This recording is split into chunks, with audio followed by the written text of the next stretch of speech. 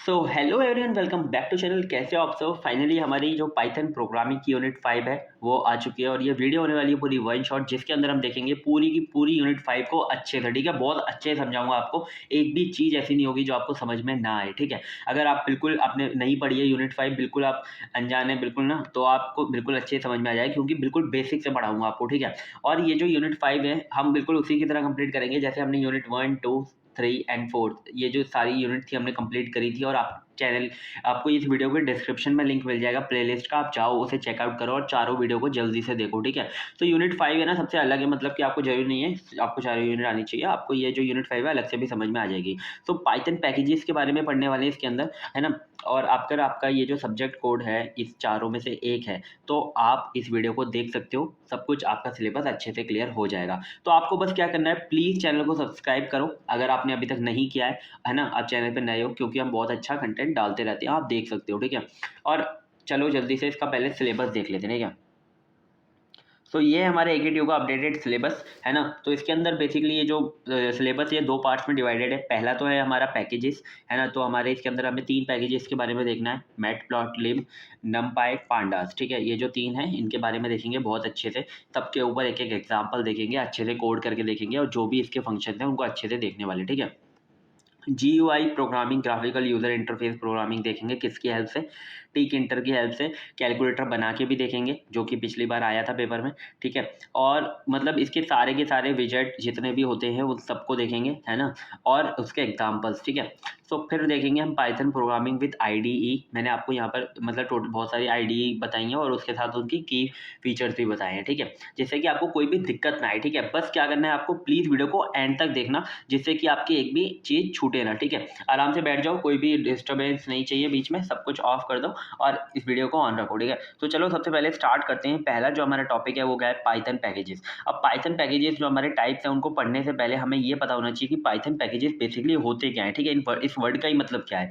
तो Python package is a collection of modules. ठीक है, ये क्या है, हमारा मॉड्यूल्स का एक कलेक्शन है। अब मॉड्यूल्स क्या होते हैं, मॉड्यूल होते हैं हमारे क्या, जिसके अंदर फंक्शंस होते हैं, क्लासेस होती है, वेरिएबल्स होते हैं।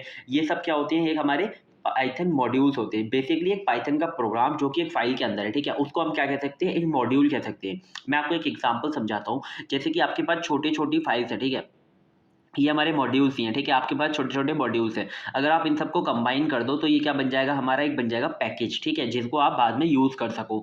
ठीक है, तो काफ़ी यूजफुल हमारा जो फीचर है। ठीक है, पाइथन के अंदर फिर हम देखते हैं क्या, इसकी और डेफिनेशन है, जो package help to organise and structure code, making it more modular, reusable and maintainable. Basically modular का मतलब क्या है, मॉड्यूलर का मतलब ये है कि आपका जो कोड है ना, आप उसको छोटे छोटे पार्ट्स के अंदर डिवाइड कर देते हो और हर पार्ट के ऊपर क्या कर रहे होते हो, काम कर रहे होते हो। तो ये मॉड्यूलर हो जाता है। ठीक है, कि आप उसे अलग अलग चंक्स में डिवाइड कर दो और उस पर काम करो। और रीयूजेबल, अगर आपको इस वाले चंक की अलग कहीं पर जरूरत है तो आप पूरा का पूरा उठाया आपने और उसे कहीं पे लगा दिया। ठीक है, जैसे कि आपने एक प्रोग्राम बनाया कैलकुलेटर का, है ना, और फिर आपने एक प्रोग्राम बना लिया कैलकुलेटर का, वो आपने एक मॉड्यूल के अंदर आपका सेव है। ठीक है, और फिर आप क्या करते हो कि आपने ना अलग से एक कोई बड़ी एप्लीकेशन बनाई है, उसके अंदर आपको कहीं पे कैलकुलेटर का यूज़ करना है, तो आपने पूरा का पूरा वो मॉड्यूल उठाया और कहीं वहाँ पे फिट कर दिया। ठीक है, तो इससे क्या होगा, हमारी मॉड्यूलरिटी बढ़ती है, रीयूजेबिलिटी होती है। ठीक है, उससे एंड मेंटेनेबल, और आप इसको मेंटेन करने में भी ईजी होता है। जब सारी चीज़ें अलग अलग होगी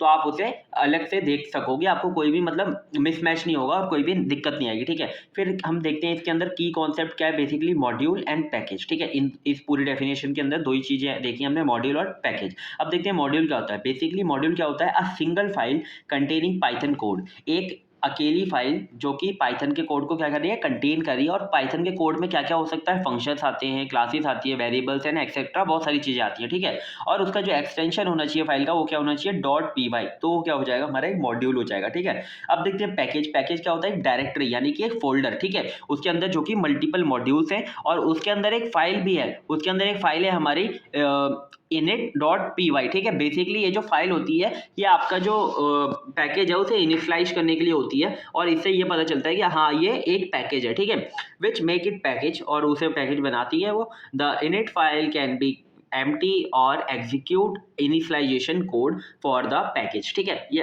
खाली भी हो सकती है और इसके अंदर initialization code भी हो सकता है पैकेज के लिए। ठीक है, और अगर मैं आपको एक बात बताऊँ तो ये जो इनिट फाइल है ना, इसके ये 2 नंबर में आपसे पूछी जा सकती है कि, और ये भी पूछा जा सकता है कि पैकेज के अंदर आप क्या-क्या कंटेन कर सकते हो, ठीक है?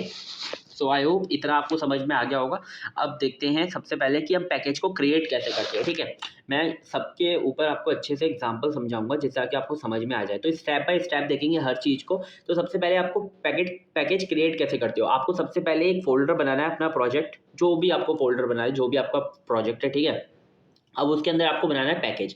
तो आपके पैकेज का नाम है माय पैकेज, आपने एक फ़ोल्डर बनाया है। उसके अंदर आपको 3 फाइल बन आपने ना जैसे 2 मॉड्यूल रखने हैं अपने पैकेज में, तो आपने 2 मॉड्यूल बनाए हैं, ठीक है? और एक आपको बनानी है इनिट फाइल, ठीक है? ये बन गया आपका, ये आपका पैकेज बन गया, ठीक है? अब ये जो मेन है, ठीक है? ये जो मेन है, अगर आप अलग से कोई फाइल बना के उसके अंदर यूज़ करते हैं, तो आप यहाँ पर मेन बना के उसके अंदर यूज़ कर रहे हो, ठीक है? मेन तो मैंने इसके लिए बनाई है, इसके अंदर मैं इस मॉड्यूल को क्या इस पैकेज को क्या करूँगा, यूज़ करूँगा, ठीक है?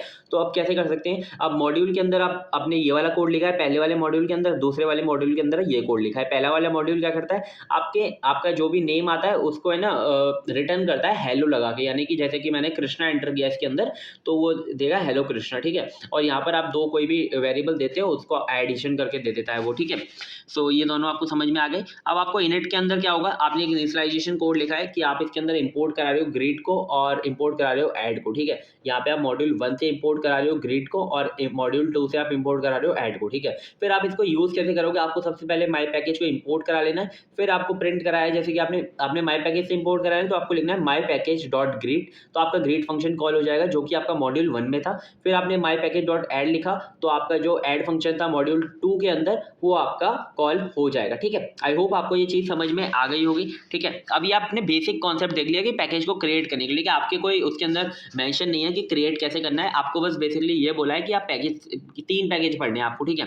तो चलो सबसे पहले बेनिफिट्स भी देख लो पैकेज के, क्योंकि अगर आपके 7 नंबर में आ जाते तो आपको हर जगह ना बेनिफिट्स लगाने पड़ेंगे, ठीक है? क्योंकि आपको थोड़ा-सा आंसर बड़ा करना है। तो पहले तो मॉड्यूलरिटी, आपके छोटे-छोटे पार्ट्स में वो डिवाइड कर देता है लार्ज प्रोग्राम को और फिर उस पे काम करता है, ठीक है? नेम स्पेस मैनेजमेंट, जो भी आपका नेमिंग होती है वो काफ़ी अच्छे से होती है और वो स्पेसेस से क्या होती है, सेपरेट होती है, जिससे कि कोई भी कॉन्फ्लिक्ट ना आए नेम के अंदर, ठीक है? रीयूजेबिलिटी, आप उसे बार-बार रीयूज़ कर सकते हो अगर आपको कहीं पर भी यूज़ करना है डिफरेंट प्रोजेक्ट्स के अंदर। Maintainability, easier to manage and maintain code, ठीक है? अलग-अलग रहेगा तो क्या रहेगा, ईज़ी रहेगा उसे मेंटेन करने में, ठीक है?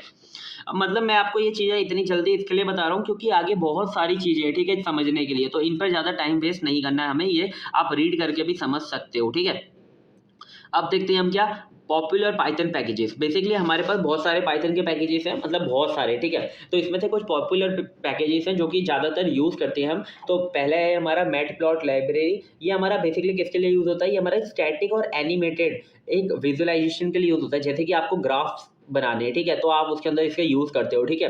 अगर आपको नमपाई यूज़ कर रहे हो तो नमपाई आप क्यों यूज़ करोगे, अगर आपको लार्ज एरेज पे या मैट्रिक्स पे आपको अगर कोई भी ऑपरेशन परफॉर्म करने, बेसिकली आपको कोई भी अगर न्यूमेरिकल कंप्यूटेशन परफॉर्म करनी है ना, तो आप इसका यूज़ करते हो, ठीक है? नाम से पता चल रहा होगा, नमपाई नंबर्स पर ऑपरेशंस वगैरह परफॉर्म करोगे। फिर आता है आपका पांडास। पांडास क्या होता है, आपका डेटा मैनिपुलेशन और एनालिसिस के लिए बेसिकली होता है पांडास। पांडास को हम बहुत अच्छे से पढ़ने वाले हैं आगे जाके, तो आपको बिल्कुल दिक्कत नहीं आने वाली है इसको लेकर, ठीक है? बिल्कुल परेशान मत होना। पांडास हमारा बहुत, मतलब डेटा के अंदर कोई भी मैनिपुलेशन करना है या फिर उसको एनालाइज करना है, तो आप पांडास का यूज़ करते हो, ठीक है? और बेसिकली जब आप CSV फाइल और एक्सेल फाइल को यूज़ करोगे तब आप पांडास का यूज़ करोगे, ठीक है? फिर अब देखते हैं हमारा रिक्वेस्ट। अगर आपको कोई भी HTTP रिक्वेस्ट को जनरेट करना है ना, तो आप रिक्वेस्ट पैकेज का यूज़ करते हो, ठीक है? अब हम देखेंगे कि आप कोई भी पैकेज को इंस्टॉल कैसे करते हो, ठीक है? तो आपको इंस्टॉल करने के लिए सबसे पहले यहाँ पे पिप लिखना पड़ता है, पिप PIP, और आपके अंदर पहले आपके सिस्टम के अंदर है ना पाइथन इंस्टॉल होनी चाहिए, वो आपको आती है, ठीक है? आपको इंस्टॉल कर लेना है पाइथन, और आपको अपने क्या बोलते हैं, प्रॉम्प्ट कमांड प्रॉम्प्ट में या फिर अपने टर्मिनल में क्या लिखना है, ये लिखना है पिप इंस्टॉल पैकेज नेम, जो भी आपका पैकेज का नाम है। जैसे कि यहाँ पर अगर आपको मैटप्लॉट लाइब्रेरी करना है तो आपको वो करना है यहाँ पर, अगर आपको नमपाई करना है तो वो लिखना है, वो आपका इंस्टॉल हो जाएगा, फिर आप उसे यूज़ कर सकते हो इंपोर्ट करा के, ठीक है? आई होप इतना समझ में आ गया है ना। फिर आता है हमारा क्या, इंट्रोडक्शन टू मैटप्लॉट लाइब्रेरी। ये इसका ही सबसे ज़्यादा इंतजार था क्योंकि यही हमारा मेन है, मैटप्लॉट लाइब्रेरी। अब हम यहाँ से स्टार्ट कर रहे हैं सारी चीज़ें, और यहाँ से जो है बहुत ज़्यादा इंपॉर्टेंट टॉपिक है, तो स्टार्ट हो गया है, ठीक है? Matplot library is a comprehensive library for creating static animated and interactive visualisation in Python, ठीक है? मतलब कि जैसे देख रहे हो ये वाला ग्राफ है, है ना, ये वाला ग्राफ है। अगर आपको ये ग्राफ शो करने हैं अपने किसी भी प्रोजेक्ट के अंदर, तो आप मैटप्लॉट लाइब्रेरी का यूज़ करोगे, ठीक है। It is widely used for data visualisation. आपके डेटा को अगर विजुअलाइजेशन यानी कि आपको किसी ग्राफिक्स के थ्रू या फिर इमेज के थ्रू आपको शो कराना है, जैसे कि अगर आपका डेटा लिखा हुआ है यार एक टेबल की फॉर्म में ना, तो वो डेटा इतना अच्छे से समझ में नहीं आता, लेकिन उसी टेबल को अगर आप ग्राफ की फॉर्म में क्या कर देते हो, कन्वर्ट कर देते हो, तो वो काफ़ी अच्छा हो जाता है, ठीक है, और यूज़र एक्सपीरियंस वो बढ़ाता है। तो इसके लिए ज़्यादातर आजकल लोग यूज़ करते हैं कि आप ग्राफ्स में डेटा को शो करो, और आपकी थोड़ी स्पेस भी रिड्यूस होती है, ठीक है, उससे। बेसिकली इसका कहाँ-कहाँ पे यूज़ होता है, डेटा साइंस में, मशीन लर्निंग में, यहाँ-यहाँ पर इसका यूज़ होता है, साइंटिफिक कंप्यूटिंग में भी, ठीक है। तो अगर आपको इसको इंस्टॉल करना है, तो आपको लिखना है पिप इंस्टॉल मैटप्लॉटलिब, तो इससे क्या हो जाएगा, आपके सिस्टम में ये इंस्टॉल हो जाएगा, ठीक है।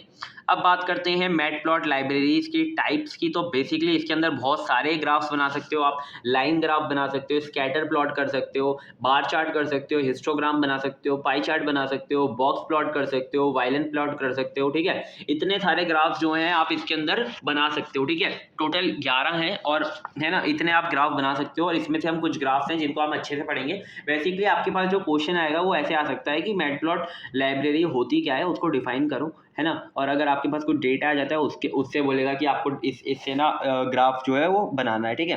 तो हम वही देखते हैं। सबसे पहले हम कुछ इसके टाइप सारे तो नहीं देख पाएंगे, 5 या 6 देख लेंगे या फिर 5 देख लेंगे, ठीक है। सबसे पहले जितने भी हम टाइप्स देखने वाले हैं ग्राफ्स के, तो उसके अंदर ना एक चीज़ यूज़ होने वाली है, मैटप्लॉटलिब पाई प्लॉट, ठीक है। बेसिकली जो पाई प्लॉट है ना, इसके एक सब मॉड्यूल है किसका, मैटप्लॉट लाइब्रेरी का, ठीक है। इसके अंदर बहुत सारी यूटिलिटीज लाई करती हैं जो कि हमें हेल्प करने वाली है किसमें, ग्राफ्स को क्या करने में, शो करने में, ठीक है। तो चलो सबसे पहले इसे देख लेते हैं, क्योंकि अगर आप बार बार ग्राफ्स पढ़ोगे और अब इस चीज़ को देखोगे तो आपको लगेगा यार ये नहीं समझ आ रही, ठीक है। तो सबसे पहले हम पढ़ें तो मोस्ट पॉपुलर मैटप्लॉट लाइब्रेरी जो हैं जितनी भी, वो उसकी जो यूटिलिटीज़ हैं वो किसके अंदर लाई करती हैं, पाई प्लॉट सब मॉड्यूल के अंदर, ठीक है। Are usually imported under the PLT alias, ठीक है। वो इसके अंदर ही हमारे इंपोर्ट हो जाती है, इंपोर्ट मैटप्लॉट लाइब्रेरी डॉट पाई प्लॉट एज PLT, ठीक है। आपने ऐसे इसको पूरे के पूरे जो मॉड्यूल है आपका, आपने इसको क्या कर लिया, इंपोर्ट करा लिया, और एज किसके साथ, एज किसके, PLT के। मतलब आपको इस पूरे को कहीं पर भी यूज़ करना है तो आपको कुछ नहीं, आपको बस PLT लिखना है, आपको पूरा लिखने की कोई ज़रूरत नहीं है, ठीक है। आपने क्योंकि एज PLT लिख दिया, ठीक है, तो वो कैसे रिफर्ड होगा, PLT से रिफर्ड होगा, ठीक है। तो यहाँ पर मैंने एक छोटा सा एग्जाम्पल भी लिया है। सबसे पहले आपने यहाँ पर इंपोर्ट करा लिया इसको, जो मैंने पहले ऊपर देख लिया। फिर आपने इंपोर्ट करा लिया अपनी numpy को। अभी numpy की बिल्कुल दिक्कत मत लो, क्योंकि numpy अभी हम आगे पढ़ेंगे तो आपको समझ में आएगी, ठीक है। फिर आपने numpy की हेल्प से आपने एक एरे बना ली 0 से लेके 6 तक की, है ना। फिर आपने एक एरे बना ली 0 से लेके 250 तक की, ठीक है। तो आप देख सकते हो यहाँ पर आपने डिफाइन भी कर दिया एरे, तो 0 से लेके 6 तक की। इन सबको पहले मैं हटाऊँ जल्दी से। सबसे पहले ना आपने ये जो एरे बनाई है ना, किसके लिए एरे बनाई है, आपने रेंज के लिए एरे बनाई है, ठीक है। ये आपने रेंज डिफाइन कर दी एक्स की, ये आपने रेंज डिफाइन कर दी वाई की, ठीक है। उसे डिफाइन कैसे करते हैं, आपको बस क्या लिखना है, PLT डॉट प्लॉट, और आपने यहाँ पर एक्स पॉइंट्स डाल दिए और आपने वाई पॉइंट्स डाल दिए। और देखो एक्स पॉइंट्स के अंदर कौन कौन से पॉइंट है, 0 से लेके 6 तक के पॉइंट है, और वाई पॉइंट के अंदर कौन कौन से पॉइंट है, 0 से लेके 250 तक के पॉइंट है, ठीक है। तो ये अपने आप ही यहाँ पर जगह ले लेगा, ठीक है। और आपने प्लॉट कर दिया तो ये क्या हो जाएगा, यहाँ पर प्लॉट हो जाएगा, ठीक है।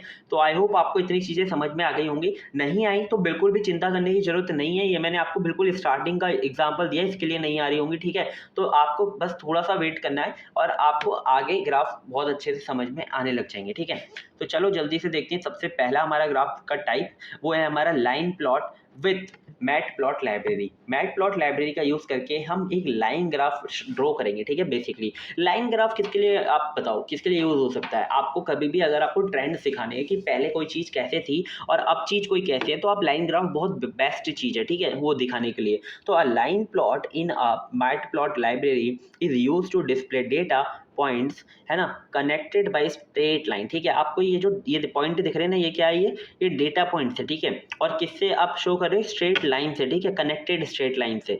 It's particularly used for showing trends over a time और continuous data। कोई अगर आपका continuous data है या फिर आपको कोई ट्रेंड शो कराना है over a time, तो आप दिखा सकते हो। जैसे कि अगर मैं शो कराऊं कि 2000, यहाँ पे अगर मैं लिख दूं 2018 में इतने लोग क्या करते थे, इंस्टाग्राम यूज करते थे, ठीक है। लेकिन अब हम अगर देखें 2024 में इतने लोग इंस्टाग्राम यूज़ करते हैं, तो आप इसके ना ट्रेंड को अच्छे से दिखा सकते हो कि पहले इसका बिल्कुल ट्रेंड नहीं था लेकिन अब है, ठीक है?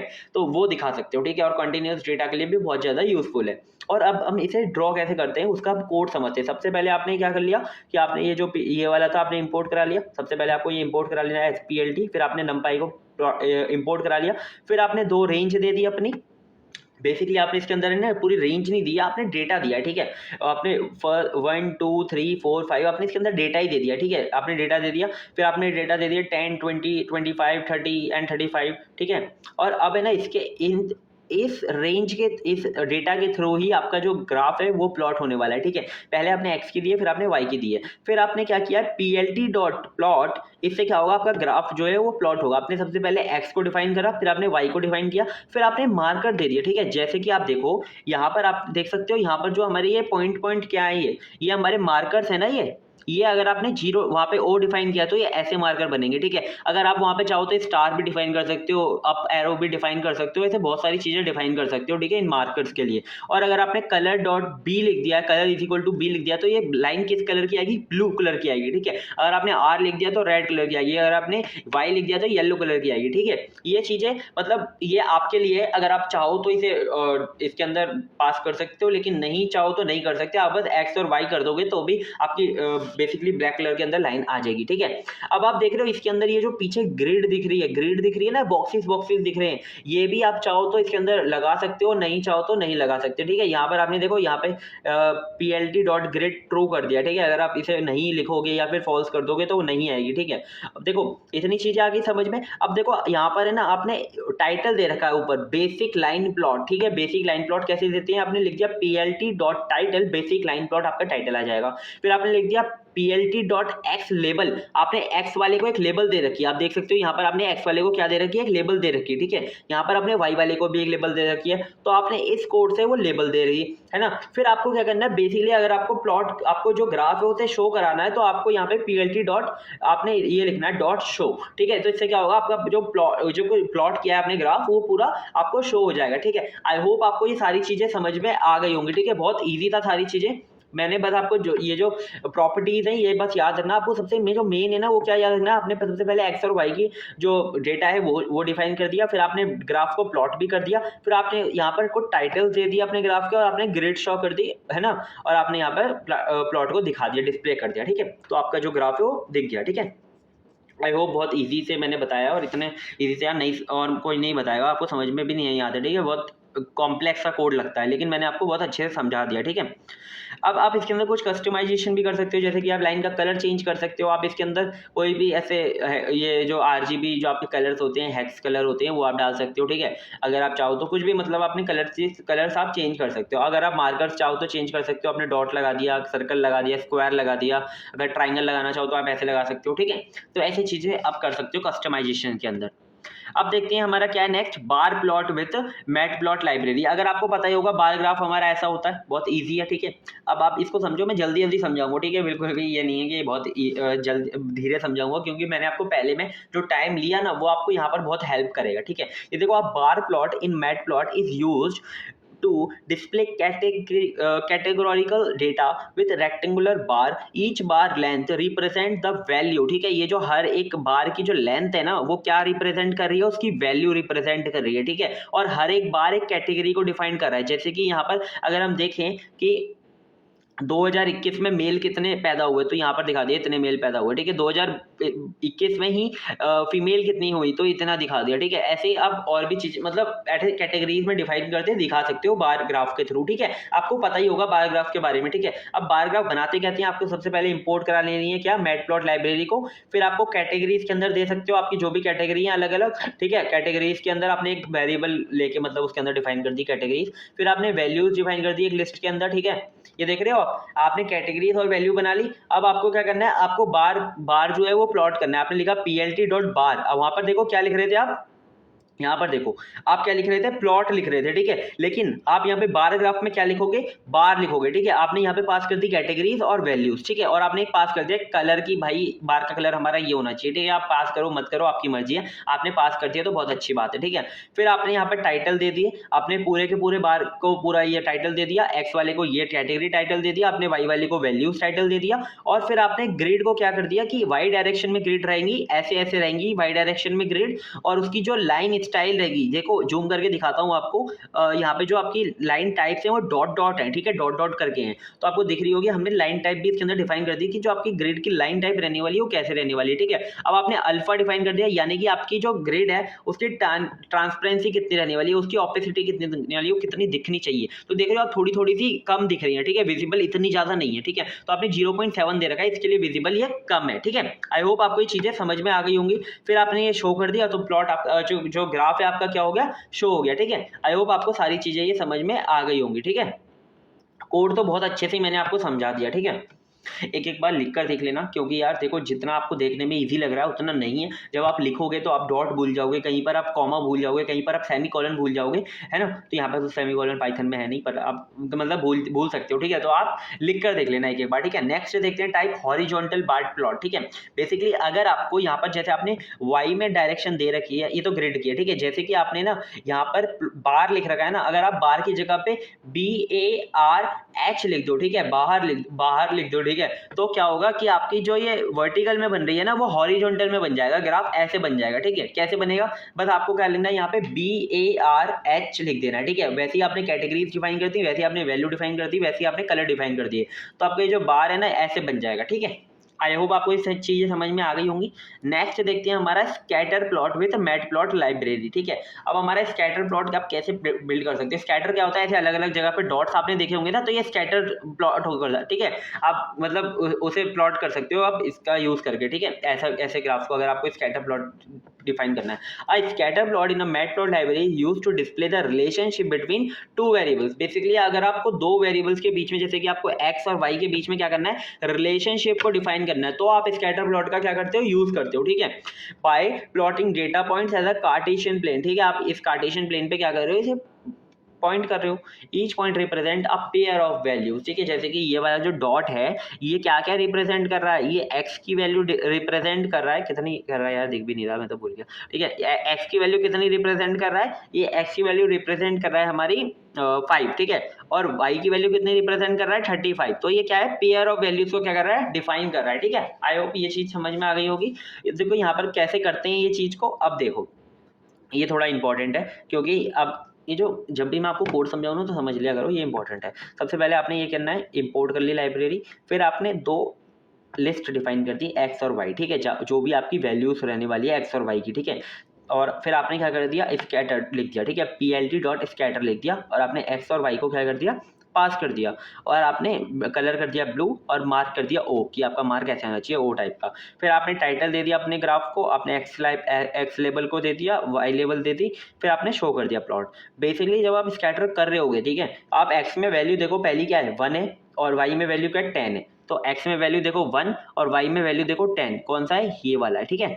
अब आपने देखा एक्स में वैल्यू 7, वाई में वैल्यू 20, एक्स में वैल्यू है 7, ठीक है, वाई में वैल्यू है 20, तो ये वाला हो गया, ठीक है। ऐसे ग्राफ आपका प्लॉट हो जाएगा। आई होप ये भी इजी था। नेक्स्ट देखते हैं pie chart with matplot library. Pie chart तो आपको सबको पता ही होगा, सर्कल में पूरा 100% डिफाइन होता है और अलग अलग कैटेगरीज अलग अलग परसेंटेज में डिफाइंड होती है, ठीक है। अब pie chart in matplot library is use to display data as a slice of circle, ठीक है। अलग अलग स्लाइस जो होती है सर्कल की, उससे आपके डेटा को क्या करते हो, रिप्रेजेंट करते हो, ठीक है। जैसे कि आपने पूरा मैं आपको चलो ये बताता हूँ, इंडिया की पूरी पॉपुलेशन ऐसे डिफाइन करती है, आपने बता दी इतनी उत्तर प्रदेश की पॉपुलेशन है, इतनी महाराष्ट्र की पॉपुलेशन है, इतनी बिहार की पॉपुलेशन है, तो आप उससे आप ऐसे मतलब एक एग्जांपल बताया, आप ऐसे इससे आप शो करा सकते हो, ठीक है। So category and its size represent the proportion of the category relative to the total, है ना।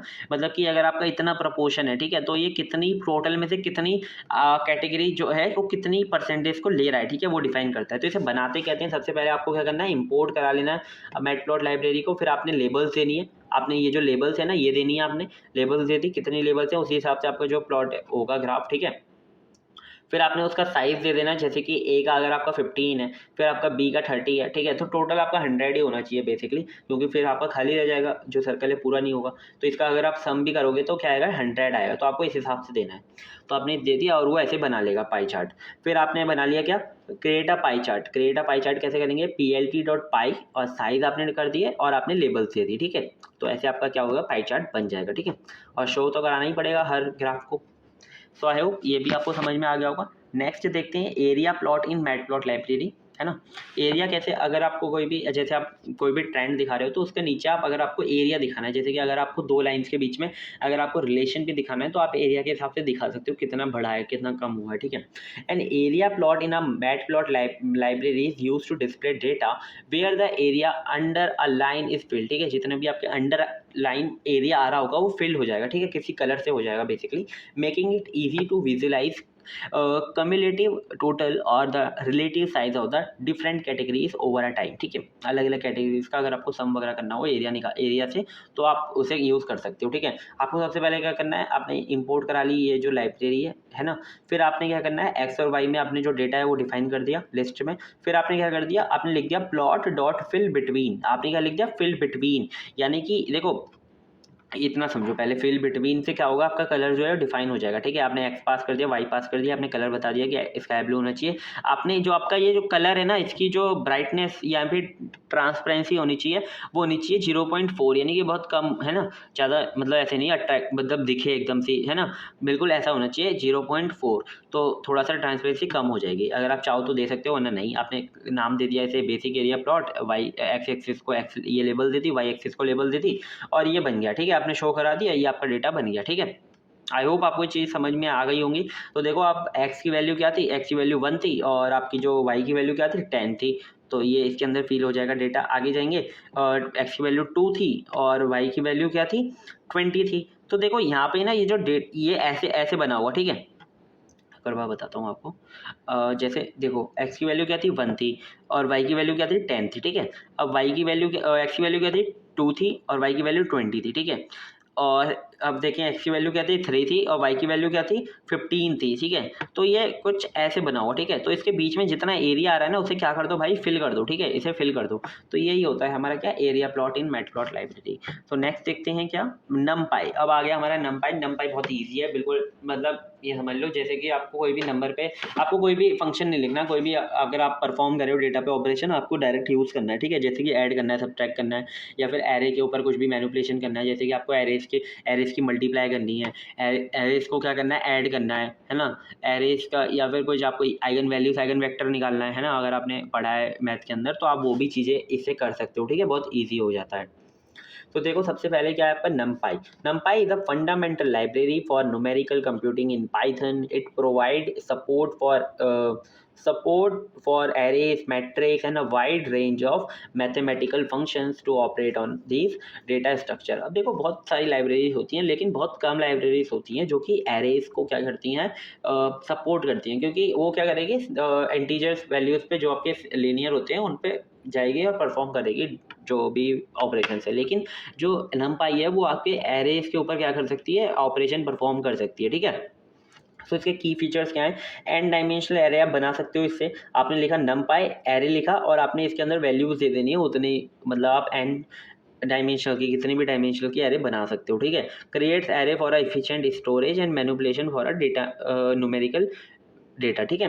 मैथमेटिकल फंक्शंस आप कर सकते हो, बेसिकली आप इसके अंदर functions for mathematical operation including addition, subtraction, multiplication, complex function, trigonometric function भी आप इसके अंदर परफॉर्म कर सकते हो, ठीक है। यही पूछा जाएगा आपसे numpy में, ज़्यादा कुछ नहीं पूछा जाएगा।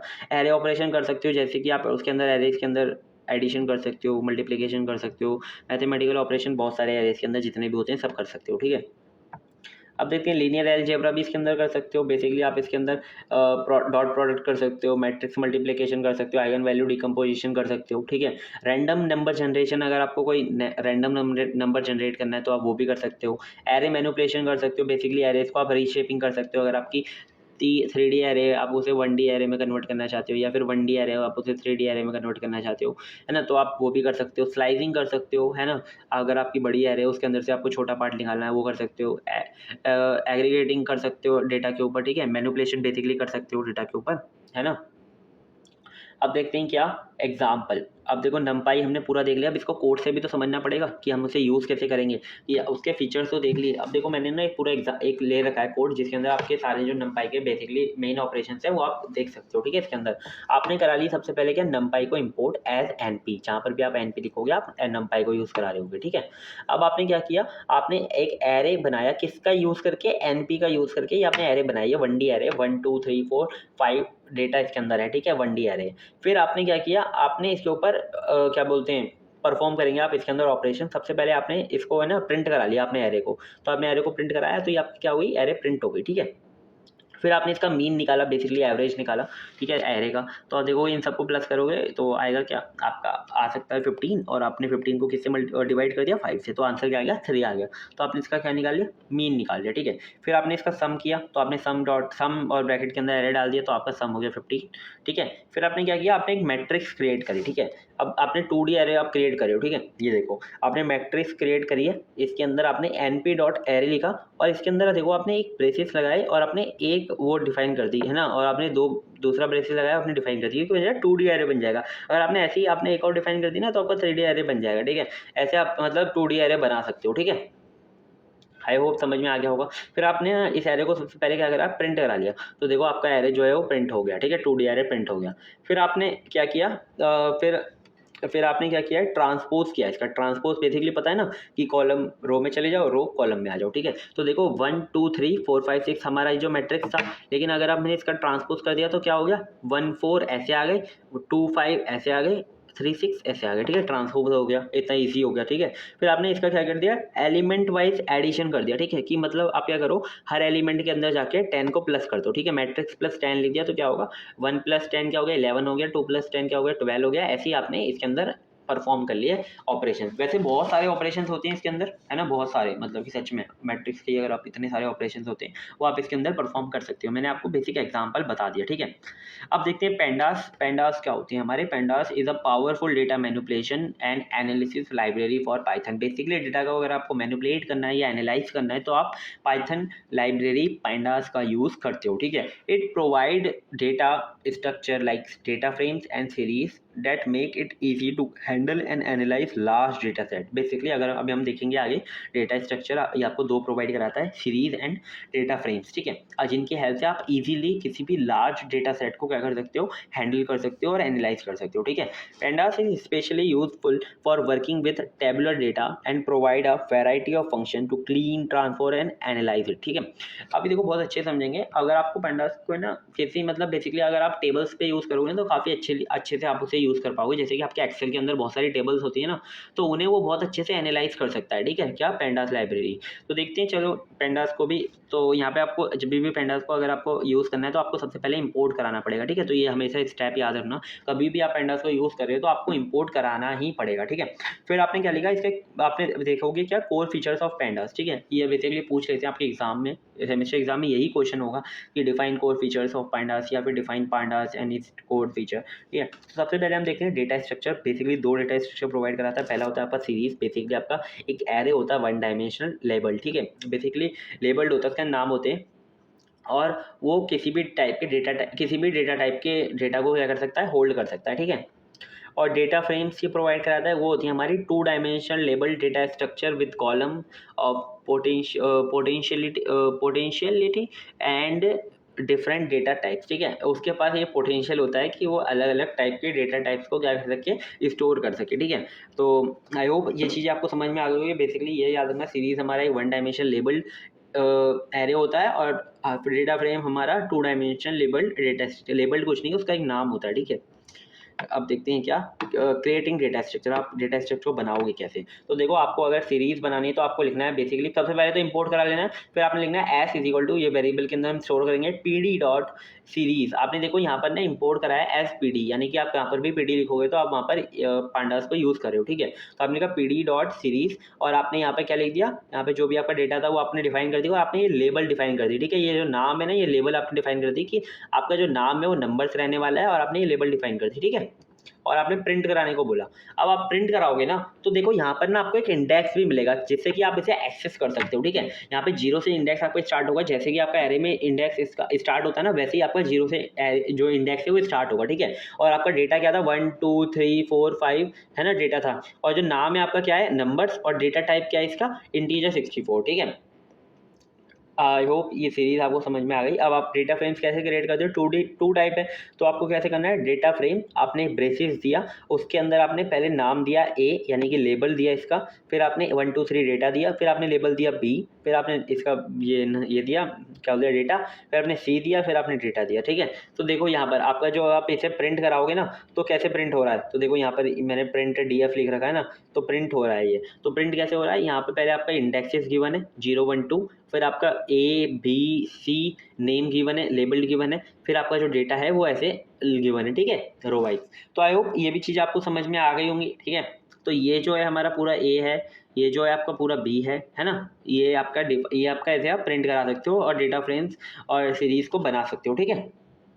नेक्स्ट देखते हैं कैसे क्या डेटा मैनिपुलेशन। अब आप पांडास के अंदर क्या कर सकते हो, डेटा को मैनिपुलेट कैसे कर सकते हो। बेसिकली आप इंडेक्सिंग से उसे सिलेक्ट कर एक्सेस कर सकते हो। तो accessing and manipulating data using labels and integer based indexing. तो ये जो बाजू में आपके ये जो 0 1 2 ये जो प्रिंट हो रहे थे इसे क्या कहते हैं, इंटीजर बेस्ड इंडेक्स कहते हैं, ठीक है।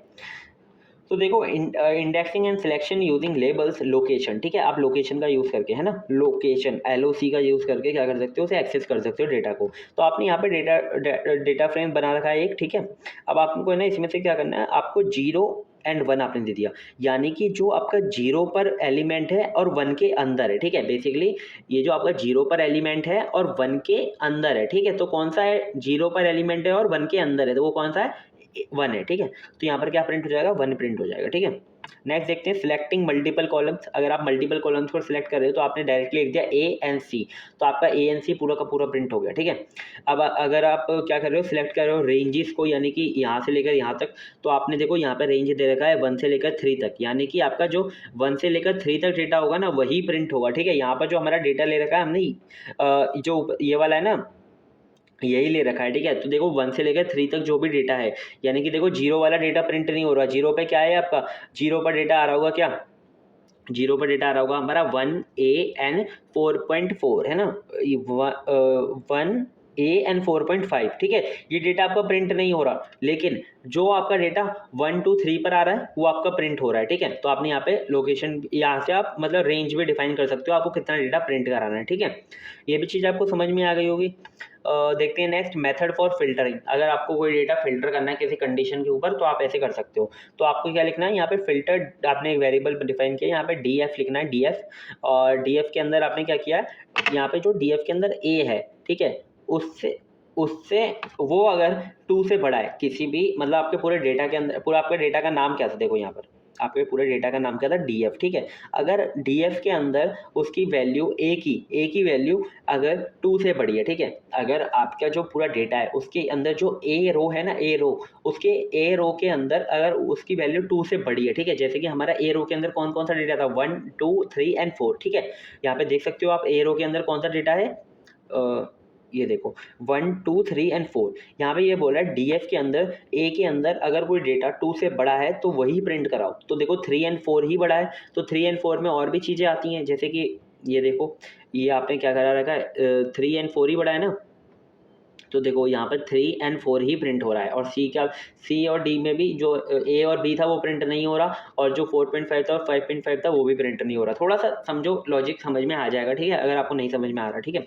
अब देखो filtering row based on multiple condition. अगर आपको क्या करना है, मल्टीपल कंडीशन पे क्या करना है, उसे फिल्टर करना है। तो आपने लिख दिया A जो है वो तो 1 से बड़ा होना चाहिए, और जो C है वो हमारा 7 से छोटा होना चाहिए, ठीक है। तो C यहाँ पर क्या था, ये 7.5 था, ठीक है। तो यहाँ पर ये 7.5 वाला भी आपका पूरा जो रो था वो चले गया, है ना। और जो आपका ये था क्या बोलते हैं, जो 1 से छोटा था, ठीक है, वो भी चला गया, ठीक है।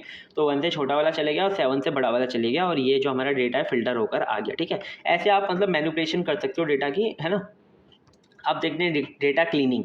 अगर जैसे कि आपके पास कोई भी हैंडलिंग मिसिंग डेटा है, कोई भी आपके पास डेटा नहीं है किसी में, जैसे कि ये जो होता है ना नन, वो आ गया है, ठीक है, तो आप उसे कैसे हैंडल करते हो। तो हैंडलिंग मिसिंग डेटा उसे कैसे करते हैं, तो देखो यहाँ पर ना आपके पास एक डेटा गिवन है इतना सारा, ए गिवन है 1 2 np.anan, यानी कि इसके अंदर कुछ भी नहीं है, 4 np.nan, है ना, ऐसे गिवन है। तो आपको फाइंड करना है कि भाई डेटा इसके अंदर है भी क्या नहीं है, ठीक है, तो आपको देखना है।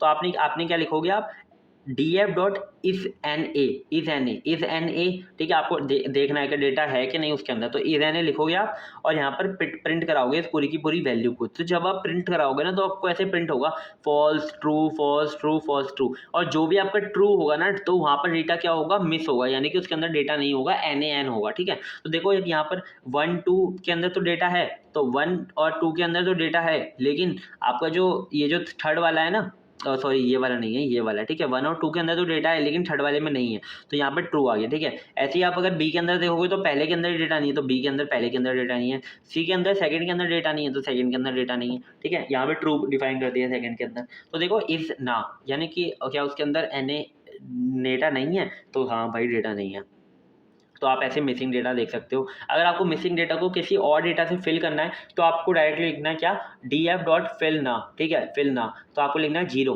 तो आपने जो भी मतलब इसके अंदर डेटा देना है आपको फिल करना है उससे, तो आप जहाँ पर भी आपका ट्रू आ रहा होगा ना वहाँ पर क्या आ जाएगा, वहाँ पर 0 आपका डिफाइन हो जाएगा। तो देखो यहाँ पर 0, यहाँ पे भी 0, यहाँ पे भी 0 आपका क्या हो गया, डिफाइन हो गया, ठीक है। अब आपको क्या करना है, creating data frame for transformation example, ठीक है। आप क्या करोगे, उसे ट्रांसफॉर्म करोगे, ठीक है, मतलब कि आप पूरे के पूरे डेटा फ्रेम को क्या करोगे, ट्रांसफॉर्म करोगे किसी और वैल्यू से, ठीक है। कैसे करोगे, तो आपने यहाँ पे लिखा क्या, यहाँ पे अपने डेटा फ्रेम बना लिया 1 2 3 4 और 10 20 30 40, और आपको यहाँ पे ट्रांसफॉर्म करना है, हर एक एलिमेंट के अंदर क्या करना है, आपको 2 से मल्टीप्लाई करनी है। तो आपने क्या लिख दिया, df डॉट अप्लाई लैम्डा, और लैम्डा फंक्शन बेसिकली आपने यहाँ पे लगा दिया, ठीक है। लैम्डा फंक्शन शॉर्ट फंक्शन जो होता है, आपने एक्स आपने एक इटरेटर बना दिया, सब पर जाएगा और एक्स की मल्टीप्लाई कैसे कर देगा, 2 से कर देगा, और हर पर ये जाएगा, ये 2 4 6 8 20 ये सब क्या हो गए, 2 से मल्टीप्लाई हो गए, ठीक है। ऐसे आप कर सकते हो। मैंने आपको छोटे छोटे एग्जाम्पल लेके समझाने की कोशिश करी है, ठीक है। अब देखते हैं डेटा इनपुट एंड आउटपुट। अब देखो जब भी आप डेटा इनपुट आउटपुट की बात करोगे तो आप बेसिकली फाइल के अंदर डेटा को क्या कर रहे होगे, रीड कर रहे होगे या फिर डेटा को राइट कर रहे होगे, ठीक है। तो कैसे करते हो आप डेटा, तो बेसिकली हम CSV फाइल के अंदर देखेंगे और एक्सेल फाइल के अंदर देखेंगे। CSV फाइल बेसिकली हमारी क्या होती है, CSV फाइल होती है हमारी कॉमा सेपरेटेड वैल्यूज, ठीक है। उसके अंदर क्या होती है, कॉमा सेपरेटेड वैल्यू होती है, आपका वैल्यूज होगी, कॉमा होगा, वैल्यू होगी, कॉमा होगा, ऐसे फाइल होती है, ठीक है। उसके अंदर डेटा ऐसे लिखा जाता है। तो देखो सबसे पहले अगर आप रीडिंग कर रहे हो CSV फाइल के अंदर तो आपको क्या लिखना है, आपको सबसे पहले इंपोर्ट कराना है पांडास। फिर आपने ना क्या करना है, यहाँ पे आपने एक वेरिएबल बनाया और आपने लिख दिया pd डॉट रीड CSV, और आपने जो भी आपका फाइल का पाथ है वो दे देना है ना, यहाँ पे फाइल का पाथ दे देना है। तो जो भी आपका डेटा आप रीड करोगे आपने यहाँ पर DF CSV में क्या हो जाएगा, स्टोर हो जाएगा, और आपने यहाँ पर प्रिंट करा दिया। तो आपका डेटा ये था। तो देखो डेटा कितनी अच्छे से प्रिंट हो जाएगा, ठीक है। कॉमा सेपरेटेड डेटा होगा, ये देखो कॉमा के अंदर डिफाइन होगा पूरा का पूरा डेटा, लेकिन पूरा अच्छे से ऐसे आपका लिख जाएगा, ठीक है। फिर आएगा आपका क्या, एक्सेल के अंदर आप डेटा कैसे रीड करोगे, बेसिकली जैसे आपने रीड आपने यहाँ पर वो दिया था ना स्पेस CSV, ऐसे ही आपको स्पेस दे देना है एक्सेल, ठीक है। आपने एक्सेल दे दिया तो आपको जो भी एक्सेल जैसा डेटा होगा वो क्या हो जाएगा, रीड हो जाएगा, ठीक है। और यही आउटपुट आएगा सेम, ठीक है, यही, क्योंकि डेटा उसके अंदर भी है एक्सेल के अंदर, ठीक है। इतना आगे समझ में। नेक्स्ट देखते हैं हम कि डेटा राइट कैसे कर सकते हो, ठीक है। अगर आप जैसे CSV के अंदर राइट कर रहे हो डेटा तो आपने क्या लिखना है, टू CSV। ऐसे ही अगर आप एक्सेल के अंदर लिख रहे हो तो आपको क्या लिखना है, टू एक्सेल, ठीक है। तो आपने यहाँ पे डेटा है आपका ये पूरा का पूरा, आप ये किसी फाइल के अंदर राइट करोगे, ठीक है। तो आपने क्या लिख दिया यहाँ पे, इंडेक्स फॉल्स लिख दिया, क्योंकि क्या होता है कि जब भी आप कोई भी चीज राइट करते हो ना इसके अंदर पांडास के अंदर, तो क्या होता है कि वो उसके साथ ना इंडेक्स भी प्रिंट हो जाते हैं साइड में 0 1 2, तो आपको इंडेक्स प्रिंट नहीं कराने, तो आपने इंडेक्स फॉल्स कर दिया, ठीक है। अगर आप प्रिंट कराना चाहते हो तो इंडेक्स ट्रू कर दोगे, ठीक है। तो CSV फाइल में क्या होगा, वो कॉमा वाइज आपका जो आपका डेटा जाएगा और प्रिंट हो जाएगा, ठीक है। लेकिन अगर आपको एक्सेल के अंदर प्रिंट करना है तो टू एक्सेल लिख देना, ठीक है। तो क्या हो जाएगा, आपका एक्सेल में जाके भी राइट हो जाएगा, ठीक है। आई होप देखो ये चीज़ें पांडा साहब को पूरा समझ में आ गया होगा। बहुत ज़्यादा नहीं है, बस ये जो मैंने आपको ये जो मेन हेडिंग बताई है ना, data input output, manipulation, cleaning, ठीक है, ये चीज़ें आपको याद रखनी है और इन्हीं चीज़ों को पेपर के अंदर लिख कर आना है अगर कोर फीचर्स पूछे किसके, पांडास के, ठीक है। तो आई होप ये चीज़ें आपको समझ में आ गई होगी। पांडास हमारा कंप्लीट हो गया है और बहुत अच्छे से समझा दिया यार, इससे ज़्यादा क्या ही समझोगे, ठीक है। इससे ज़्यादा अगर आप समझ रहे हो तो कहीं आप माइक्रोसॉफ्ट में इंटरव्यू तो ही ना दे रहे हो यार, इस सेमेस्टर एग्जाम है और इससे ज़्यादा नहीं पूछते, है ना। अगर पूछेंगे भी तो मैं सोच रहा हूँ कि पेपर सॉल्यूशन करवा दूँ पिछले 2 साल के, तो वो लेकर आता हूँ चैनल पर और अब बता देना कमेंट में कि करवाऊँ कि नहीं करवाऊँ। बेसिकली अब क्या था, हमारे जितने भी पैकेजेस थे वो खत्म हो गए हैं जो हमें पढ़ने थे। अब है हमारा GUI इन पाइथन, ठीक है। बेसिकली हम इसके अंदर टीक इंटर पढ़ रहे होंगे, है ना। सबसे पहले हम ये देख लेते हैं कि बेसिकली GUI होता क्या है। अ graphical user interface in Python is a visual interface that allows user to interact with application through graphical elements। graphical elements क्या क्या हो सकते हैं, जैसे कि विंडो, जैसे कि आप कभी भी यूज़ करते हो तो आपके पास एक विंडो आती है, ठीक है, जिसके अंदर यहाँ पे क्रॉस बना होता है ना। यहाँ पर एक मिनिमाइजेशन के लिए होता है, ठीक है, ऐसे मतलब होती है। और फिर आता है बटन, है ना। बटन होता है किसी पे आप, जिस पे आप क्लिक करके कोई इवेंट कर सको। टेक्स्ट फील्ड होती है जहाँ पर कुछ लिखा होता है, एंड अदर विजेट, ठीक है। विजेट हम सारे पढ़ेंगे जितने भी होते हैं, rather than using text based command, ठीक है। बेसिकली आजकल ना GUI का बहुत ज़्यादा यूज़ है, हर कोई GUI का यूज़ करता है। आप अगर विंडो कर रहे हो ना तो पूरा का पूरा विंडो किस पर है, GUI पर है। अगर आप लिनक्स वगैरह यूज़ करोगे तो उसके अंदर क्या होता है कि आप कमांड लिखते हो और उस पर जाके आपकी चीज़ें रन होती हैं, है ना। लेकिन आप जब GUI की बात करते हो तो आपके पास एक डायरेक्टली बटन होता है, जैसे कि आपके पास न्यू फ़ोल्डर का एक बटन होता है, न्यू फ़ोल्डर क्लिक करते हो आपका न्यू फ़ोल्डर क्रिएट हो जाता है, ठीक है। लेकिन आप अगर कमांड बेस में जाओगे तो वही आपको कमांड लिखकर क्रिएट करना पड़ेगा, है ना। तो GUI काफ़ी यूज़र के लिए यूज़र फ्रेंडली होता है बेसिकली, है ना। Rather than using text based command, GUI makes application user friendly and visually appealing, है ना। मतलब आप जितनी अच्छे से GUI अपना बना पाओगे उतना ज़्यादा आपका एप्लीकेशन आजकल चलेगा, सीधी बात ये है, ठीक है।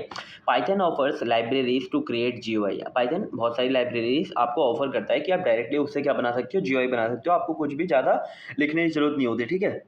with tkinter being the most commonly used due to simplicity and integration with Python standard library।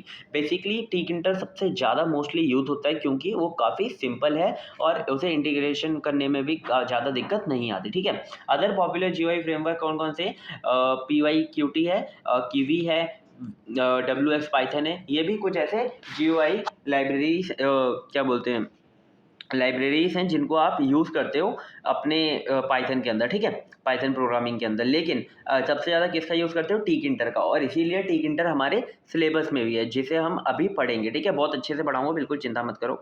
तो बेसिकली ना मैंने क्या सोचा है कि पहले मैं ना आपको एक एग्जाम्पल कराऊंगा, ठीक है। पहले मैं आपको एग्जाम्पल ये जो है स्टेप बाय स्टेप समझाऊंगा, फिर मैं आपको tkinter के जितने भी विजेट हैं उन्हें सब बताऊंगा, फिर मैं आपको एक कैलकुलेटर बना के दिखाऊंगा, ठीक है। तो आपको सब कुछ क्लियर हो जाएगा, बस आपको ना थोड़ा सा भरोसा रखना है और थोड़ा सा पेशेंस बनाकर मैं जितना बता रहा हूँ उतना कर लो, ठीक है। अभी देखो ये जितना भी कोड लिखा हो रहा है, लिखा हुआ है, आपको कुछ भी समझ नहीं आ रहा होगा, ठीक है। हमने बेसिकली इस कोड के हेल्प से ये जो हमने GUI बनाया है ना, जिसके अंदर आप अगर नेम अपना एंटर करते हो तो ऐसे हेलो ऐड हो जाता है, ठीक है, और यहाँ पर प्रिंट होता है, ठीक है। अब हमने ये कैसे बनाया है, तो बेसिकली इतना देखो, सबसे पहले यहाँ पर हमने tkinter को क्या किया है, इंपोर्ट कराया है। यहाँ पर हमने एक फंक्शन लिखा है जो कि ये काम कर रहा है, लॉजिक है, ठीक है। यहाँ पर हमने एक अपना विंडो क्रिएट करी है, ठीक है, और यहाँ पर हमने जियोमेट्री से साइज दिया है। और यहाँ पर हमने ये जो हमारा लेबल है ना, एंटर योर नेम, ये जो एंटर योर नेम हमने लेबल क्रिएट करी है, ठीक है, ये हमने क्रिएट करी है। और यहाँ पर हमने विजेट क्रिएट करा है, कैसे, ये जो हमारी एंट्री है, ठीक है, ये जो हमारा ये वाला बॉक्स है ना, ये हमने इससे क्रिएट किया है। अभी मैं समझाऊंगा एक एक करके, ठीक है, सारी चीज़ें, बिल्कुल चिंता मत करो। फिर हमने ये वाला जो बटन है इस वाले प्रोग्राम से क्रिएट किया है, और हमने फिर ये सबको शो कैसे कराया है, ये हमने मेन लूप फंक्शन रन करा के हमने ये सब शो कराया है, ठीक है। बस इतना समझो, ज़्यादा नहीं। अभी मैं आपको एक एक करके बताता हूँ, ठीक है, स्टेप बाय स्टेप। मैंने सब कुछ अच्छे से लिखा हुआ है। तो देखो एक्सप्लेनेशन, सबसे पहले इंपोर्ट द tkinter मॉड्यूल। हमने tkinter मॉड्यूल को क्या करा है, यहाँ पर इंपोर्ट करा लिया, ठीक है। आपको इंपोर्ट कराना बताइए, इंपोर्ट tkinter एज tk। तो हम जहाँ पर भी tk लिखेंगे वहाँ पर हम tkinter का यूज कर रहे होंगे, ठीक है। फिर आता है हमारा define function to update label. अब हमें ना एक फंक्शन लिखना है, ठीक है। हमने लिखा है डेफ कीवर्ड से हम बनाते हैं फंक्शन, है ना। यहाँ पे हमने अपडेट फंक्शन का नाम अपने हिसाब से दे सकते हैं कुछ भी। हमने फंक्शन का नाम क्या दिया है, अपडेट लेबल, ठीक है। इसका नाम क्या है, अपडेट लेबल। और इसके अंदर क्या होता है, हमने एक वेरिएबल बनाया नेम, जो कि गेट करता है फंक्शन, मतलब कि जो भी आप फंक्शन उसके अंदर एंटर करोगे वो गेट मतलब ले लेगा फंक्शन को एंट्री डॉट गेट से, और क्या करेगा, और उसे लेबल को है ना, लेबल जो हमारी लेबल है उसे कॉन्फ़िगर कर देगा, उसे मैनिपुलेट कर देगा। कैसे? हेलो नेम करके, जो भी आपका नेम होगा यहाँ पर आ जाएगा, ठीक है। यहाँ पर आप एफ लिख कर क्या कर सकते हो, प्लेस होल्डर अपने लगा सकते हो। ये मैंने आपको यार पहले भी बताया, तो आपको ये पता होना चाहिए, ठीक है। तो हेलो नेम आप मतलब यहाँ पर जो भी नेम होगा उसके साथ हेलो लगा के प्रिंट कराओगे, ठीक है। ये आपका लॉजिक है। इतना आ गया समझ में। अब हमारा तीसरा क्या है, हमने विंडो को क्रिएट किया, ठीक है। जब भी आप टी के ऐसे फंक्शन कॉल करोगे ना, तो आपकी क्या होगी, एक विंडो क्रिएट हो जाएगी, ठीक है। ये जो आपकी विंडो है ना, ये क्रिएट हो रही है, ठीक है। अब अगर आपको इसको कोई भी लेबल देनी है, यानी कि टाइटल देना है, सॉरी टाइटल देना है, तो आपको लिखना है रूट डॉट टाइटल, और मतलब आपने यहाँ पे विंडो को क्या नाम दे रखा है, विंडो को नाम दे रखा है आपने क्या, रूट दे रखा है विंडो को नाम। तो आपको रूट को ही लेकर चलना है, रूट डॉट टाइटल, और वहाँ पे टाइटल क्या दे दिया, सिंपल GUI एग्जाम्पल। तो यहाँ पे टाइटल क्या मिल गया इसको, सिंपल GUI एग्जाम्पल, ठीक है। अब अगर आपको इसको कोई साइज देना है, ठीक है, तो आप साइज दे सकते हो कितना, 300 इंटू 200 पिक्सल, ठीक है। यहाँ पर अगर आप कुछ वो आगे कोई भी वो नहीं दे रहे, क्या बोलते हैं, पैरामीटर नहीं दे रहे, तो वहाँ पर पिक्सल ही आ जाएगा एज डिफ़ॉल्ट, ठीक है। तो ये फंक्शन 3 जो है वो आपको बहुत अच्छे से समझ में आ गए होंगे, ठीक है। अगर आप इतना करके, अगर आप जो हमने ये जो लूप था मेन लूप, अगर ये रूट डॉट मेन लूप कर दिया तो इतना हमारा रन हो जाएगा, ठीक है। अब देखते हैं फोर्थ स्टेप में हम क्या करेंगे, ये जो हमारे विजेट है ना, हम इसको यूज़ करेंगे, ठीक है। पहला विजेट हम लगाएंगे लेबल, यानी कि ये जो ये लिख रहा है ना, ये जो लिखा हुआ है एंटर योर नेम लिखा हुआ है, ठीक है। हम इसको बनाएंगे। इसको हम कैसे बना सकते हैं, इसको हम बना सकते हैं ये जो है टीके डॉट लेबल का यूज़ करके। हमें सबसे पहले देखना है टीके डॉट लेबल। अब लेबल के अंदर कौन सी विंडो है, रूट विंडो है, तो हमने रूट को पास कर दिया। फिर हमने लिख दिया क्या, text is equal to enter your name. जो भी आपको लेबल के अंदर टेक्स्ट देना है आप टेक्स्ट के अंदर दे सकते हो, ठीक है। आपने लिख दिया एंटर योर नेम, तो क्या होगा कि आपका जो टेक्स्ट आ जाएगा क्या, एंटर योर नेम आ जाएगा। फिर क्या किया है आपने, यहाँ पर लिखा हुआ है आपका लेबल डॉट पैडिंग 10, ठीक है। पैक का मतलब ये होता है कि आपका जो विंडो के अंदर ही रहे जो भी आपका एलिमेंट है, यानी कि पेरेंट जो आपका एलिमेंट है उसके अंदर ही रहे, ठीक है। और PADY का मतलब ये है कि आपको जो चारों तरफ से ना पैडिंग ले ले 10 पिक्सल की, ठीक है। तो यहाँ पे क्या है, इसने चारों तरफ से पैडिंग ले ली 10 पिक्सल की, तो थोड़ा सा सेंटर में आ गया, ठीक है। मतलब आप चाहे तो दे सकते हो ना, नहीं चाहो तो मत दो, ठीक है, आपकी मर्जी है। ये आ गया समझ में आपको, आपने ये लेबल क्रिएट कर ली। अब आएगा क्या हमारा, आप क्या करोगे यहाँ पर एक पैक द एंट्री विजेट, ठीक है। आप यहाँ पर एंट्री विजेट का क्रिएट करोगे। ये जो आपका इनपुट वाला होता है ना, ये आप क्रिएट करोगे। ये कैसे करोगे आप, टीके डॉट एंट्री, और आपने रूट को पास कर दिया, ठीक है। मतलब कि रूट इसके अंदर, इस विंडो के अंदर होने वाला है ये, तो आपने ये विंडो को पास कर दिया इसके अंदर, और आपने लिख दिया क्या, एंट्री, बस इतना लिख दिया, ठीक है। इतना आगे था, और आपने ये वाला तो सब दे ही दिया पैडिंग के लिए। इतना आगे समझ में। अब हमारा क्या, आपको बटन क्रिएट करना है, तो आपने बटन क्रिएट करा, बटन के अंदर हमने थोड़ी सी फंक्शनैलिटी भी ऐड करी है, ठीक है। यहाँ पर देखो बटन का, ये देखो कोड जो है, बटन इक्वल टू टीके डॉट बटन, है ना। आपने विंडो पास कर दी, आपने टेक्स्ट पास कर दिया जो भी बटन के अंदर होने वाला है, सबमिट, और आपने क्या पास कर दिया, कमांड इज इक्वल टू, मतलब कि ये जो भी अगर बटन क्लिक करे तो एकदम से ये वाला जो फंक्शन है ना, अपडेट लेबल, ये अपने आप चल जाए, ठीक है। अपडेट लेवल वाला फंक्शन हमने पहले ही लिख लिया था, ये आप देख सकते हो यहाँ पर हमने अपडेट लेवल वाला फंक्शन पहले से ही लिख रखा है ना। ये वाला जो फंक्शन है ये अपने आप कॉल हो जाए जैसे कोई भी अगर बटन पे क्लिक करे, ठीक है। इतना आगे समझ में। तो यहाँ पर क्या होगा, जैसे ही आप ये सारी चीज़ें कर लोगे ना, तो आपका जो ये वाला जो प्रोग्राम है वो बन के रेडी हो जाएगा। और जैसे ही आप इसके अंदर कुछ भी लिख कर सबमिट क्लिक करोगे, तो वहाँ पर लिख कर क्या आएगा, हेलो, क्या लिख कर आएगा, हेलो, जो भी आप लिखोगे नेम, जैसे कि मैं अगर कृष्णा लिखता हूँ तो हेलो कृष्णा लिख कर आएगा, ठीक है।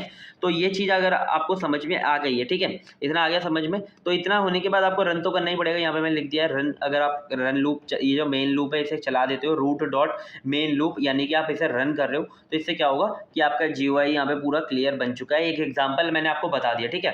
देखो थोड़ा सा ना, आपको थोड़ा सा मतलब आप इससे फेमिलियर हो चुके होंगे, ठीक है, मतलब कि आपको थोड़ा बहुत समझ में आ गया है। अभी हम जब एक एक करके विजेट इसके एक एक करके समझेंगे ना, तब आपको और क्लियरिटी होगी इसके अंदर, तो आपको मतलब अच्छे से कोई भी आप कोई भी एप्लीकेशन बना पाओगे, ठीक है, GUI की हेल्प से, टिक इंटर की हेल्प से। तो चलो देखते हैं, सबसे पहले ये वाला आपको एग्जाम्पल समझ में आ गया ना, ठीक है। सबसे पहला क्या है, common tick inter widgets with example and definition. ठीक है, हम ये 3 चीजें देने वाले हैं। सबसे पहले हम देखेंगे कॉमन टिक इंटर्स और उसका एक एग्जांपल देखेंगे और उसके साथ उसकी डेफिनेशन भी देखेंगे। ठीक है, तो टिक inter provide a variety of विजेट to create interactive GUI application. Here are some common tick inter विजेट along with their definitions and example. तो बेसिकली मैं आपको वो विजेट बताने वाला हूँ जिनसे आप मतलब जो भी अगर आप एप्लीकेशन बना रहे हो ना, तो आपको उसमें वो विजेट तो यूज करने ही पड़ेंगे। विजेट, मैं विजेट बोल रहा हूँ, आपको बोलोगे भैया ये विजेट क्या होता है, तो विजेट एक हमारा ऐसे समझ लो एक छोटा सा ऑब्जेक्ट होता है जिस पर अगर आप कोई मतलब क्लिक करते हो या फिर आप जिस पर कोई भी अपना इवेंट परफॉर्म करते हो। ठीक है, उस पर आपका इवेंट क्या होगा, परफॉर्म होगा। ठीक है, समझ में आ गया। जैसे कि बटन है, वो एक विजेट है। जैसे आपकी एक विंडो है, वो क्या है, एक विजेट है। ठीक है, और भी मतलब बहुत सारी, जैसे आपका लेबल है वो क्या है, विजेट है। जैसे आपकी एंट्री है वो क्या है, विजेट है। ठीक है, अब पहला क्या है आपका बटन। बटन को पढ़ेंगे। अ बटन विजेट is used to display clickable button that can trigger a function or event when click. ठीक है, जैसे आप बटन पे क्लिक करो तो आपका कोई भी फंक्शन या फिर इवेंट क्या हो, ट्रिगर हो, यानी कि वो रन हो जाए। ठीक है, तो आपको सबसे पहले टिक इंटर को क्या करना है, इंपोर्ट करा लेना है। और आपने लिख दिया क्या, एक फंक्शन की जैसे बटन क्लिक हो क्या प्रिंट हो जाए, बटन क्लिक्ड। ठीक है, यहाँ पर अभी हम कोई भी जीयूआई में क्लिक नहीं चेंज नहीं करवा रहे हैं, हम डायरेक्टली टर्मिनल पे लिखवा रहे हैं क्या, बटन क्लिक। तो सबसे पहले आपने एक विंडो बना लेनी है। विंडो आपको बनानी पड़ेगी जब भी आप कुछ कर रहे हो। तो आपने विंडो बना ली क्या, tk फंक्शन कॉल करके ये आपकी ये विंडो बन जाएगी, अपने आप ही विंडो बन जाएगी जिसके अंदर एक क्रॉस आ जाएगा, एक मिनिमाइजेशन वगैरह का सिंबल आ जाएगा। ठीक है, और फिर आपने क्या किया, आपने button is equal to tk dot button, उसके अंदर विंडो पास कर दी और आपने यहाँ पर क्या लिख दिया, उसके अंदर टेक्स्ट क्या रहने वाला है, क्लिक मी। और जैसे ही क्लिक हो तो वैसे ही ये वाला फंक्शन क्या कर दो, चला दो, कॉल कर दो। ठीक है, ये फंक्शन चल गया। अब आपने क्या लिख दिया, बटन डॉट पैक। आपने पैक देना जरूरी होता है। पैक से क्या रहेगा आपका, ये इसके अंदर रहेगा। ठीक है, बाहर नहीं निकलेगा। ठीक है, और फिर आपने इसे रन करा दिया। तो बटन बहुत ईजी था, आई होप आपको समझ में आ गया होगा। ठीक है, नेक्स्ट देखते हैं क्या, लेबल। लेबल से क्या कर सकते हैं हम, कोई भी कहीं पर भी आपको कोई भी टेक्स्ट लिखवाना है तो आप लेबल से लिखवा सकते हो। ठीक है, तो आपको सबसे पहले क्या कर लेना है, यहाँ पर इंपोर्ट करा लेना है टिक इंटर को। फिर आपको यहाँ पर विंडो को बना देना है। आपने विंडो बना दी, फिर आपने एक वेरिएबल के अंदर लेबल रखोगे जिससे कि आप यहाँ पर आगे भी यूज़ कर पाओ। Label equal to tk dot label, आपने लेबल को लिखा, फिर आपने विंडो को पास किया, फिर आपने टेक्स्ट लिख दिया जो भी आपको लेबल के अंदर लिखना है। फिर आपने पैक कर दिया जिससे कि आपका पेरेंट एलिमेंट के अंदर ही रहे वो। ठीक है, फिर आपने इसे चला दिया तो आपकी लेबल लिखा है आ गई, दिस इज अ लेबल, जो कि आपने टेक्स्ट के अंदर लिखा है। नेक्स्ट क्या है आपका एंट्री। एंट्री क्या होता है, एंट्री विजेट is used to create a single line text input field. अगर आपको बस सिंगल लाइन इनपुट कराना है, मल्टी लाइन नहीं, सिर्फ सिंगल लाइन कराना है, तो आप एंट्री का यूज कर सकते हो। आपको सबसे पहले क्या करना है, इंपोर्ट कराना है, विंडो को कॉल करना है, फिर आपने एंट्री लिखा और tk डॉट एंट्री रूट कर दिया, यानी विंडो पास कर दी, कोई भी आपने इसके अंदर टेक्स्ट नहीं लिखा है, और फिर आपने पैक पास कर दिया जिससे कि वो पेरेंट एलिमेंट के अंदर रहे और मेन लूप में उसे चला दिया। तो यहाँ पर क्या आ जाएगी, यहाँ पर आपकी जो एंट्री है वो आ जाएगी, है ना, जो भी आप लिखना चाहो। जैसे कि मैंने यहाँ पे कृष्णा लिख रखा है। ठीक है, तो ऐसे आप कर सकते हो। ठीक है, और मैंने यहाँ पे और भी चीज़ें लिख रखी हैं, आप इन्हें भी पढ़ सकते हो। जो मैंने बोली हैं वही चीज़ें हैं ये। ठीक है, नेक्स्ट देखते हैं टेक्स्ट। अब टेक्स्ट किसके लिए यूज़ करते हैं, आप text basically multi line text input के लिए। एंट्री तो आपका सिंगल लाइन हो गया, लेकिन अगर कभी कभी ऐसा होता है ना, एड्रेस वगैरह लेना है तो आपको मल्टी लाइन चाहिए होता है। तो आप ना बेसिकली यहाँ पर tk डॉट एंट्री की जगह tk डॉट टेक्स्ट लिख दोगे, टेक्स्ट लिख दोगे तो क्या हो जाएगा, आपका बहुत सारे लाइंस का इनपुट, आपका मतलब फील्ड आ जाएगी जहाँ पर आप बहुत सारे लाइंस का क्या ले सकते हो, इनपुट ले सकते हो। ठीक है, ये आगे समझ में। नेक्स्ट आपका चेक बटन। अगर आपको कहीं पर चेक बटन यूज़ करना है ना, चेक करवाना है, जैसे कि जेंडर्स में ज़्यादा अगर होता है कि मेल फीमेल में अगर आपको चेक करवाना है तो आप चेक बटन का यूज़ कर सकते हो। और चेक बटन विजेट is use to create a check box that can be toggled on or off, या फिर वो तो ऑन, अगर उस पर आपने क्लिक कर दिया तो वो ऑन रहेगा, अगर आपने ऑफ कर दिया तो वो ऑफ रहेगा। ठीक है, तो बेसिकली आपने इसके अंदर ये सबसे पहले टिक इंटर को इंपोर्ट करा लिया, आपने विंडो को कॉल कर लिया, फिर आपने क्या किया, यहाँ पर एक ये कर दिया कि check box variable equal to tk dot IntVar. ठीक है, इंटवेर का क्या मतलब है, यहाँ पर इंटवेर का मतलब आपने इसके लिए, आपने इंटवेर का इसके लिए बनाया है कि आपका जब भी चेक करेगा ना तो उसकी वैल्यू रहेगी 1, और अगर वो चेक नहीं होगा तो उसकी वैल्यू रहेगी 0। तो आपको यहाँ पर एक इंटीजर वेरिएबल का आपने कॉल कर दिया। ठीक है, और चेक बॉक्स इक्वल टू, यहाँ पर मैंने ये वैसे भी लिख रखा है, आप पढ़ भी सकते हो। ठीक है, check box equal to tk dot check button, आपने इसको कॉल किया, इसके अंदर विंडो को पास किया, इसके अंदर आपने जो भी टेक्स्ट लिखना है आपने वो लिखा, और वेरिएबल इक्वल टू क्या लिख दिया आपने, चेक बॉक्स वेर, ठीक है।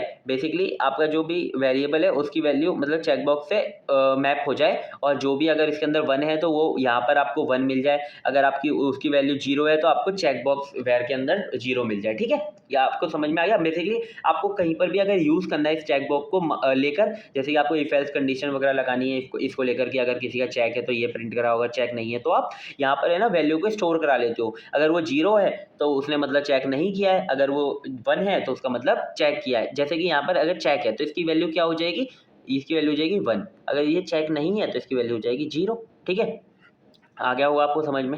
नेक्स्ट देखते हैं हम simple calculator using Tkinter. तो बेसिकली इतने सारे कोड से हमने ये वाला जो हमारा कैलकुलेटर था जो कि पिछली साल पूछा भी गया था, तो ये हमने बनाया। इसके अंदर अगर आप पहले में इनपुट दे दो, दूसरे में इनपुट दे दो, अगर आपने ऐड क्लिक कर दिया तो यहाँ पर आपका एडिशन का रिजल्ट आ जाएगा, और अगर आपने दोनों में इनपुट देकर यहाँ पे सब्ट्रैक्ट कर दिया तो सब्ट्रैक्ट का रिजल्ट आ जाएगा, ठीक है। तो हमने ये बनाया है कैलकुलेटर। तो मैं अब इस कोड को आपको मतलब हर एक मतलब छोटे-छोटे पार्ट्स में डिवाइड करके समझाऊँगा स्टेप बाय स्टेप, जिससे कि आपको ये कोड बहुत अच्छा लगने लग जाएगा। अभी आपको लग रहा होगा यार ये क्या कोड लिखा हुआ है, अगर आपको टीक इंटर नहीं पता। तो देखो सबसे पहले हमने क्या किया है, देखो स्टेप बाय स्टेप बताऊँगा, ठीक है। सबसे पहले आपने क्या किया है, यहाँ पे पहले मैं एक बार ना समझा देता हूँ ये वाला। तो देखो यहाँ पे ना आपको सबसे पहले क्या है, एक स्टेप कि आपने इम्पोर्ट करा लिया। दूसरा स्टेप क्या है, ये सब हटाऊँ, ठीक है। देखो सबसे पहला स्टेप क्या है आपका, सबसे पहला स्टेप है आपका कि आपने यहाँ पर ये इंपोर्ट करा लिया, ठीक है। दूसरा स्टेप क्या है, आपने ये भी जो भी लॉजिक था ना, इसका जो लॉजिक था आपने वो लिख लिया, ठीक है। मतलब कि आपने बेसिकली लॉजिक लिख लिया, जिससे कि आपका जो भी एडिशन होगा, सब्ट्रैक्शन होगा वो लिख लिया है, ठीक है। और आपने यहाँ पर ना एक रूट एलिमेंट, जिससे कि आपने क्या करा है, एक विंडो क्रिएट करी है, ठीक है। फिर आपने क्या किया है, यहाँ पे 2 एंट्रीज बना ली है, ये जो 2 एंट्रीज है ना, आपने ये 2 एंट्री बना ली है, ठीक है। फिर आपने क्या किया, एक रिजल्ट वेरिएबल बना लिया है, जिसके अंदर ये जो रिजल्ट है ना वो स्टोर रहने वाला है, ठीक है। फिर आपने क्या किया है, फिर आपने यहाँ पर ये जो बटन्स है ना वो क्रिएट करे, यहाँ से लेकर आपने यहाँ तक, यहाँ पर आपने क्या किया, बटन क्रिएट किए, और यहाँ पर आपने ये जो प्रोग्राम है इसे चला दिया। मैंने छोटे-छोटे पार्ट्स में डिवाइड कर दिया। अब इन छोटे-छोटे पार्ट्स को हम समझेंगे, जिससे कि आपको और क्लैरिटी मिलेगी, ठीक है। मैं हमेशा से आपको यही कहूँगा कि आप प्लीज़ एक-एक बार ये जो प्रोग्राम्स हैं इन्हें कोड लिख कर देखें एक बार, ठीक है। एक तो आप पीसी में कोड करोगे इन्हें, और एक बार आप क्या करोगे, इन्हें कॉपी में लिख कर देखोगे, क्योंकि एग्ज़ाम में आपको कॉपी में ही लिखना है और वहाँ पर आप भूलने वाले हो बहुत। देखो भूलते हैं, बहुत लोग भूल जाते हैं, ठीक है। इसके लिए आप जितना प्रैक्टिस करोगे उतना ज़रूरी है, ठीक है। अब देखो सबसे पहले क्या है स्टेप, अपने इंपोर्ट करा है टेक इंटर को, ये तो यार इंपोर्ट कराना आ ही गया होगा आपको।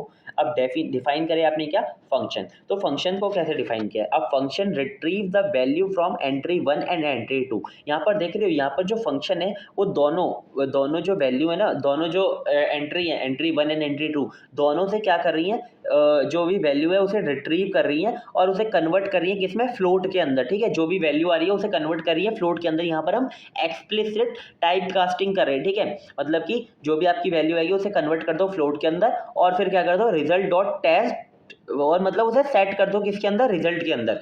रिजल्ट डॉट टेस्ट, सॉरी यार मैं क्या बोल, रिजल्ट डॉट सेट, और इसके अंदर क्या कर दो, ये दोनों जो वैल्यू है इनको प्लस कर दो, ठीक है।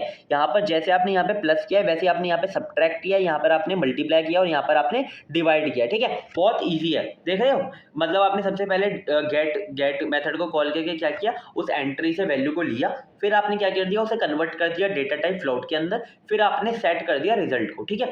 तो रिजल्ट के अंदर वैल्यू आ गई होगी, मतलब रिजल्ट आ गया होगा, ठीक है, दोनों को प्लस करके। यही था पूरा लॉजिक, ठीक है। तीनों में मतलब चारों में सेम ही लिखना है, आपने लिख दिया।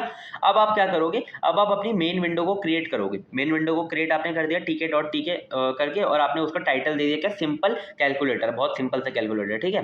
फिर आपने क्या किया, आपने एंट्री विजेट बनाए, ठीक है। पहला आपने बनाया क्या, एंट्री 1, दूसरा आपने बनाया एंट्री 2, जैसे हमने पहले बनाया था, ठीक है, बना लिया। अब देखो यहाँ पे ना हमने अलग अलग नाम दे रखे हैं, जिससे कि हम इसे बाद में यूज़ कर पाएँ, जो कि हम गेट में उसके अंदर यूज़ करें, ठीक है, फंक्शन जो हमने बनाए। फिर आपने एक रिजल्ट वेरिएबल बनाया, ठीक है। रिजल्ट वेरिएबल बना लिया हमने, रिजल्ट इक्वल टू टीके डॉट डबल वैर, ठीक है। आपने डबल एक वेरिएबल बना लिया है, और फिर उसका वो मतलब रिजल्ट नाम से, ठीक है। अब इस रिजल्ट को ना हमें क्या करना पड़ेगा, हमें यहाँ पर लगाना भी पड़ेगा। तो हमने क्या लिख दिया है, रिजल्ट लेबल इक्वल टू टीके डॉट लेबल, और और लेबल के अंदर क्या क्या पास कर दो, एक तो विंडो पास कर दी, और टेक्स्ट वेरिएबल के अंदर क्या पास कर दिया, रिजल्ट पास कर दिया, कि उसके अंदर जो हमारी जो लेबल रहने वाली है उसके अंदर जो रिजल्ट है वो अपने आप प्रिंट हो जाए, ठीक है, और उसे पैक कर दिया कि वो पेरेंट के अंदर ही रहे, ठीक है। इतना आ गया समझ में।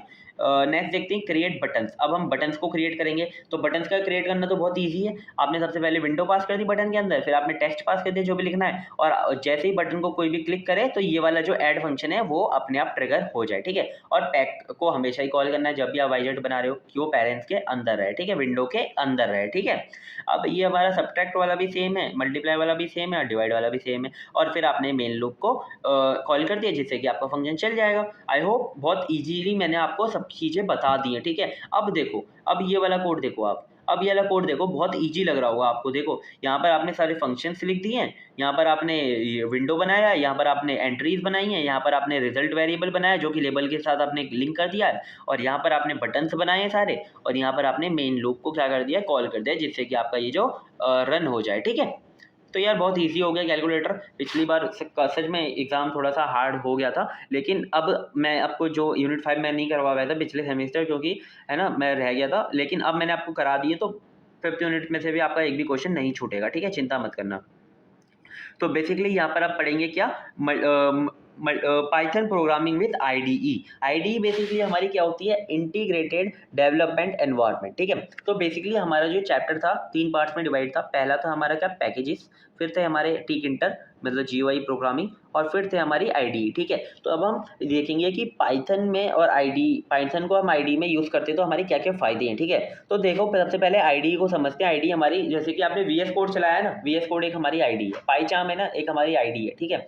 वो आईडीई है जिसके अंदर हम अपने एनवायरनमेंट मिलता है हमें, जिसके अंदर आप अपने कोड को क्या कर सकते हो, रन कर सकते हो, ठीक है। तो an integrated development environment IDE is a software application that provide comprehensive facility to computer programmers for software development, and ID typically include a source code editor। उसके अंदर क्या क्या होता है, सोर्स कोड एडिटर होता है, बिल्ड ऑटोमेशन टूल्स होते हैं, एंड डिबगर होता है, ठीक है। ये तीन चीज़ें होती हैं जिनको आपको अच्छे से समझना है। डिबगर क्या करता है, बेसिकली आपके जो भी अगर कोड के अंदर कोई भी दिक्कत आ रही है तो उसे डिबग करेगा। और ऑटोमेशन टूल्स क्या होते हैं, अगर आप कोई मतलब बेसिकली ये समझ लो डेकोरेटर्स वगैरह, जैसे कि आप मतलब आप कोड लिख रहे हो, ठीक है, तो आपकी जो कलर्स वगैरह आते हैं, ठीक है, और अगर आपको कोई लग रहा है कि हेल्प चाहिए, ठीक है, तो आप उसमें कोई एक्सटेंशन वगैरह डाउनलोड कर लेते हो अपने वीएस कोड में। ऐसे ऑटोमेशन टूल्स होते हैं, ठीक है। सोर्स कोड एडिटर, बेसिकली आप अपना कोड लिखा, आपने रन किया, ठीक है, ऐसी पावर होती है उसके अंदर। Here are some popular IDE for Python programming and their key features.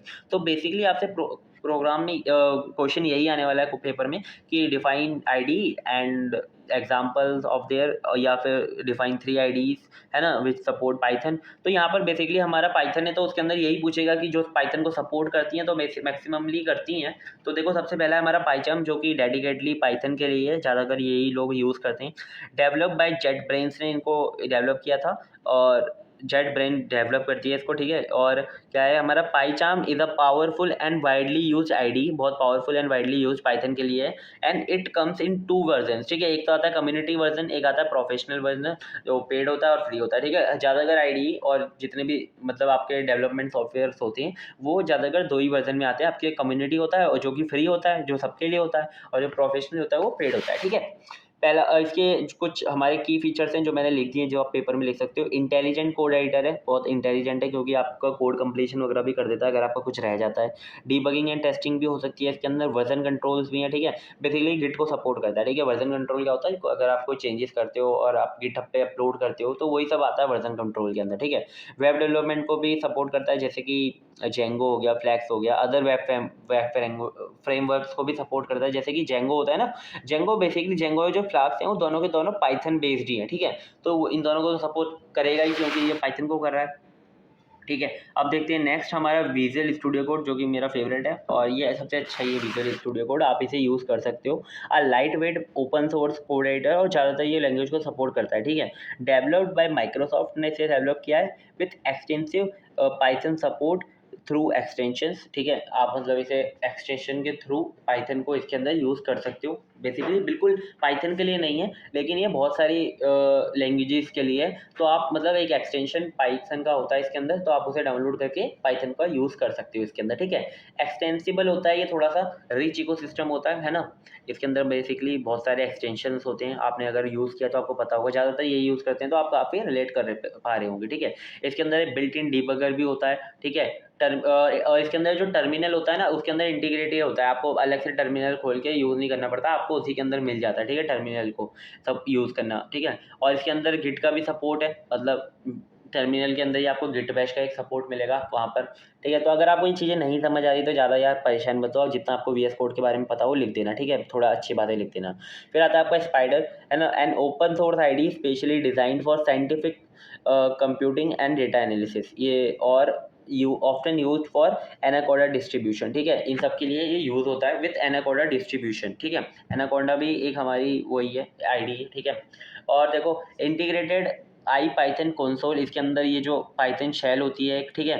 Editor इसके अंदर भी है, जो मतलब आप अगर कोई भी चेंजेस करना चाहो कोड के अंदर कोई भी कंप्लीट, जैसे आपका कुछ कोड छूट जाता है तो आप उसके अंदर कंप्लीट करना चाहो कोड, तो वो अपने आप हो जाता है। जैसे कि कुछ ऐसा कोड होता है, जैसे कुछ चीज़ें ऐसी होती है, जैसे आपने फंक्शन को कॉल किया तो आपका एक ब्रैकेट रह गया, तो वो पता होता है बहुत सारे उनको, कि क्योंकि एक्सपीरियंस से या फिर मतलब जो टेस्टिंग करते आए हैं उससे पता चल जाता है कि यहाँ पर कौन सी चीज़ें आएंगी, तो वो ऑटो कंप्लीशन हो जाती है, ठीक है।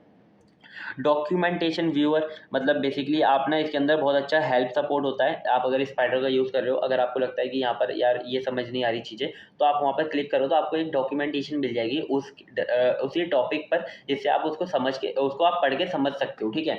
और प्लॉटिंग, मतलब ये प्लॉटिंग को भी सपोर्ट करता है, जैसे कि आप इनलाइन प्लॉटिंग कर सकते हो, मैटप्लॉटलिब सपोर्ट करता है। मैटप्लॉटलिब है ना, बेसिकली आप जब भी मैटप्लॉटलिब को आप रन करोगे, इंपोर्ट करा के आप उसका प्रोग्राम रन करोगे, तो वो जो है ना अलग सी विंडो में चलता है, क्योंकि ग्राफ है यार, वो आप टर्मिनल पे चलाओगे नहीं, तो वो अलग से एक चलता है, ठीक है। वो अलग सी विंडो आती है, उस पर वो रन होता है, तो उसे कौन स्पाइडर सपोर्ट करता है, ठीक है। उस विंडो को चला देता है, ठीक है। तो यही थी बेसिकली, ये जो 3 आईडी थी, 3 आईडी हैं। और बेसिकली मैं आपको ये बता देता हूँ कि जो पाइथन है ना, उसे मतलब बहुत सारी आईडी सपोर्ट करती हैं। आप देखो यहाँ पर आप देखो पाइथन को 20, यहाँ पे मैंने 20 लिख रखी है, और भी बहुत सारी आईडी हैं जिन्हें सपोर्ट करती है। 2 नंबर में क्वेश्चन पूछ सकता है कि 5 आईडी बताओ जो कि पाइथन को सपोर्ट करती है, तो आप इसमें से कोई भी एक लिख देना, ठीक है। ये तो सारे नाम लिखे हुए हैं, इनको क्या पढ़ के बताऊँ, ठीक है।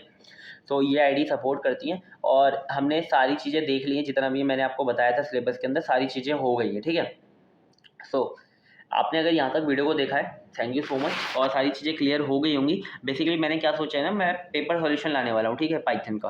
तो अगर आपको लग रहा हो कि कुछ छूट गया है, कुछ नहीं है, तो पेपर सॉल्यूशन हम करवाएंगे, तो उसमें सब करवा देंगे, ठीक है। बेसिकली बहुत ज़्यादा बड़ी वीडियो हो गई यार, मेरे को ये खुद सोच रहा हूँ कि ये 4th सेमेस्टर वाले बच्चे हैं यार, कितनी मेहनत कर रहे होंगे, जावा भी पढ़ रहे हैं, पाइथन भी पढ़ रहे हैं, उसके साथ टफल जैसा सब्जेक्ट भी है, ऑपरेटिंग सिस्टम भी है, तो बहुत ज़्यादा हार्ड हो गई ये चीज़ें सच में 4th सेमेस्टर वालों के लिए। तो यार ज़्यादा यार परेशान मत होना, और 2 क्रेडिट सब्जेक्ट है, ज़्यादा जावा पे फोकस करना।